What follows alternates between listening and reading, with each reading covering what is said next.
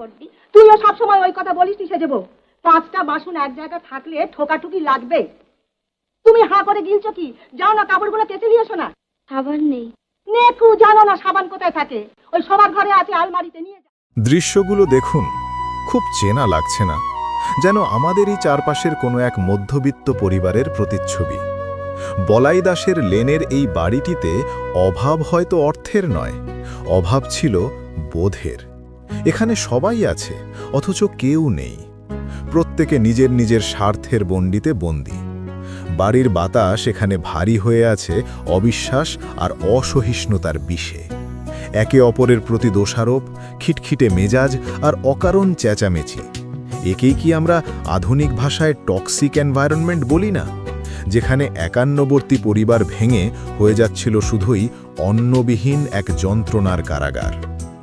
ঠিক যখন এই বিশৃঙ্খলা চরমে, তখনই প্রবেশ ঘটল তার। নাম ধনঞ্জয়। না, তার হাতে কোনো জাদুর ছড়ি ছিল না, ছিল কেবল রান্নার হাতা আর খুঁতি। কিন্তু সে কি শুধুই রাঁধুনি?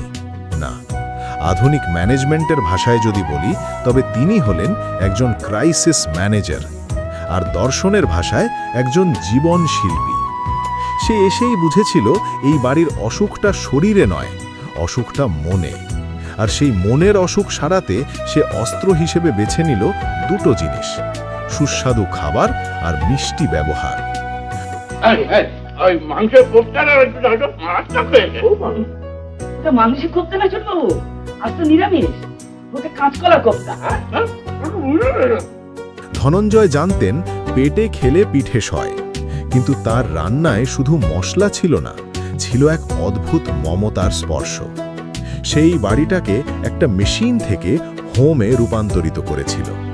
লক্ষ্য করুন সে কিভাবে বাড়ির প্রত্যেকটি সদস্যের ইগো বা অহংকে ধূলিসাৎ করে দিল শুধুমাত্র সেবার মাধ্যমে।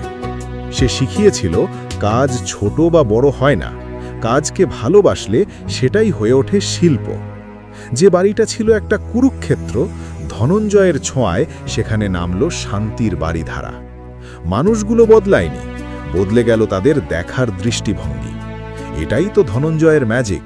সে মানুষকে আয়নার সামনে দাঁড় করিয়ে দেয়, যেখানে তারা নিজেদের কদর্য রূপটা দেখে নিজেরাই শুধরে যায়।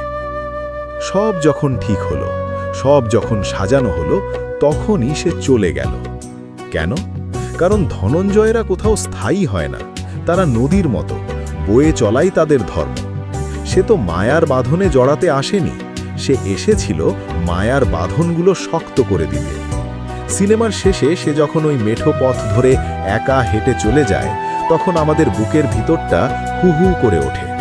মনে হয়, ইস, আমাদের জীবনেও যদি এমন একটা ধনঞ্জয় আসতো, যে এসে বলতো, দাদা চিন্তা করবেন না, সব ঠিক হয়ে যাবে। কিন্তু সত্যিটা হলো, আকাশ থেকে কোনো ধনঞ্জয় নেমে আসবে না। আপনার সংসারের, আপনার মনের ভাঙা গড়া মেরামতের দায়িত্ব আপনাকেই নিতে হবে। একটু হাসি, একটু সহমর্মিতা আর অনেকটা ভালোবাসা, এই তো জীবন। গল্পটা সিনেমার হতে পারে, কিন্তু এর শিক্ষাটা গল্প হলেও খুব সত্যি। সুখ বলে ওঠো সারি, ঘুমায় নায়া, এ জীবন গেলে ফিরে আসে না আবার।